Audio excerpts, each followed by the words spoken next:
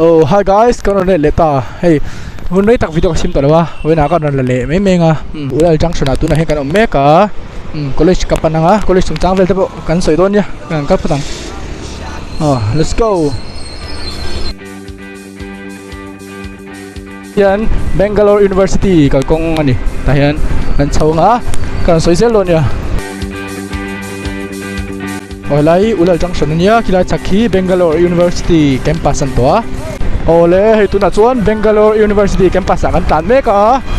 ulal lama changa I college UBC pan tu tan chuan hetia kal hinga ya ba se ma po akal thawa yan ulal chang heng ka pang wang zela. A few moments later. Oh tian helai hi civil department ania kan college sulai so Bangalore University no hen oma helai kan college building ania timeang civil department chu helai kan building an ta engkim lem zong zong tenen engkim ta tas kan lak nan ta chuan tuna city college lampang kan no panang kal zelang. Let's go. Hang college kal mai chu mak ve a so ta city ka thlenu na ka soi fia him bonga tian helai Bangalore University campus so civil department hi dei me mak ve khop me kong hi chu nuam peng ania motor hi tam ve thei semo film khuringai ve bok sia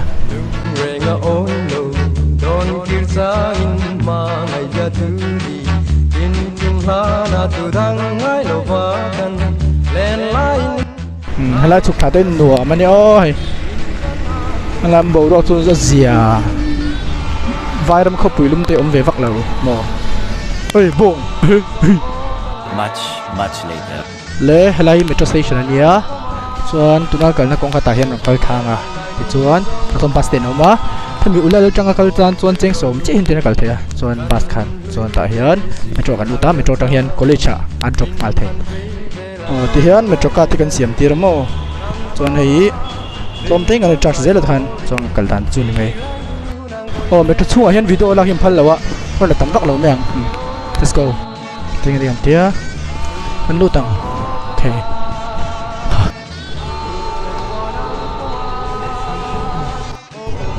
tian metro in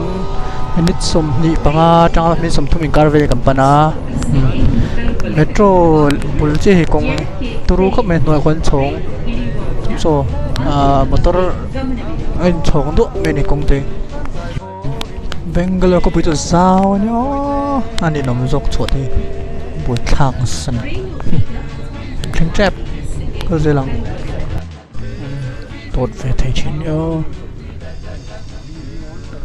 thu thak me ni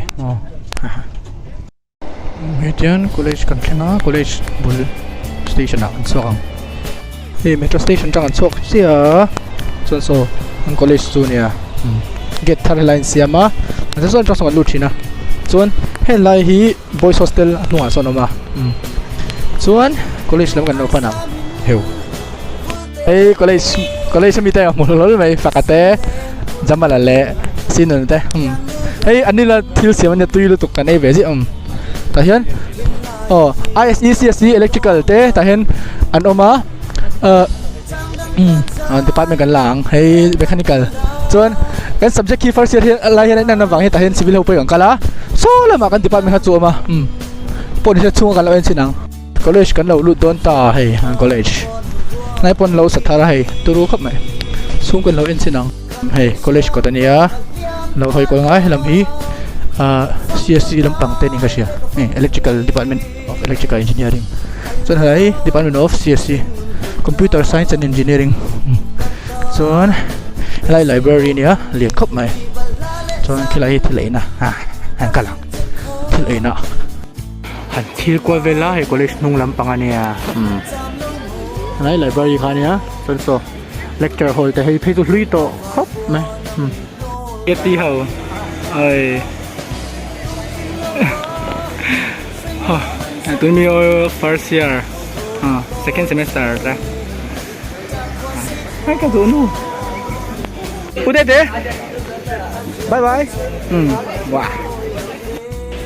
chỉ hiện khi hiện computer lab thì gần này chỉ na chuan hay mình mua chỉ hiện chemistry lab physics lab te hao ma college san jing ka sai thei chu kha zong ni phot che tu na chon kan la zong me meng let's go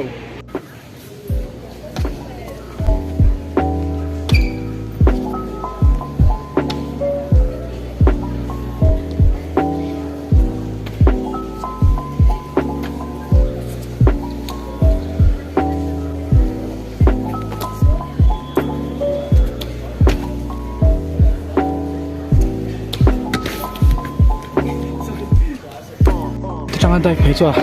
chuột nói tụi có tỏi rất mấy nào hay là hi ăn jam thằng em khóc mày tí chắc nào đây tụi bốc à số anh thì phải phốt đằng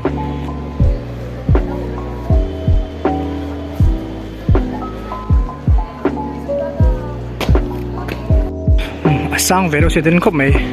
cho anh lại tất cả hiện nay suy động bốc à bây em nói chung mà thì đối xin bốc bằng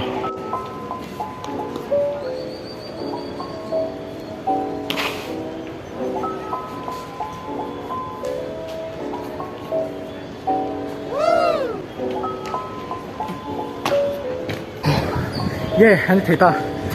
ăn trong cái tỷ lệ này ở đây tối tụi chắc là thấy không mày sẽ ăn nổi lâu tốc đi này Much later. Oleh hey college piano kapun pra no ma cho anh tăng vợ rồi nga cho anh video tập nó tuần mấy